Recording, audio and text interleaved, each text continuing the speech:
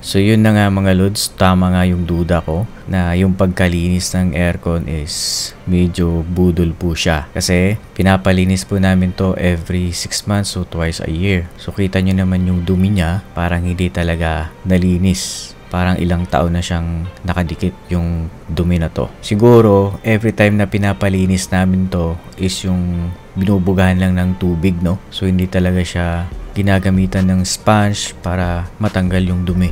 Parang ini-sprayhan lang ng water pressure dyan sa loob at saka sa condenser. At ito na yung itsura mga idol nung nalinis ko na siya gamit yung sponge at saka sabon lang.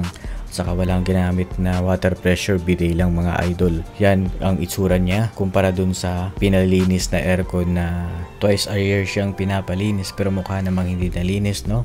Kaya advice ko lang sa mga nagpapa-cleaning dyan, bantayan nyo yung nag-cleaning kung pati yung fan kung saan umiikot yung lamig ay dapat malinis din. Kasi yung nangyayari dito, nililinis nila, pinapalusot lang nila yung tubig dyan sa kung saan bumubuga yung hangin at saka ini-sprayhan lang ng water pressure yung condenser. Siguro yung pagka-cleaning nito, siguro mga singil nito nasa mga, para sa akin, 2,000 sisingilin ko nito.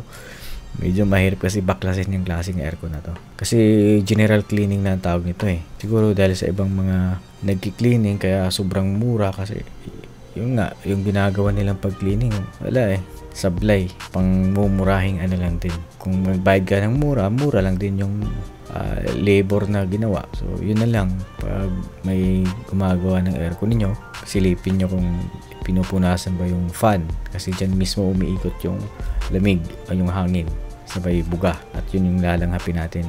Imagine ganun karumi tapos nilalanghap ko yung lamig ng aircon. Kaya pala hindi halos mawala yung allergy ko, yung sinusitis. Kung medyo hirap yung nagbaklas, hirap yung nag-cleaning, deserve naman siguro na bigyan mo ng medyo mas tip o mas malaking labor. At least pulido yung gawa. So yun lang mga idol. Posibleng nabudol siya kasi yung pagka-cleaning is hindi siya quality. So ganun siya karumi mga idol, no? Kahit nasa 31st pa yung floor ng aming room ng condo. Pero sobrang dumi niya. So paano mo malaman na marumi na talaga yung fan? Actually, pwede mo siyang silipin dyan. Dito, mga lods. Yan. Pwede mong silipin ng ganyan kung ganito yung style ng aircon nyo. Yan. Sobrang itim. So, yun lang mga lods, no? Salamat po sa panonood. See you next time.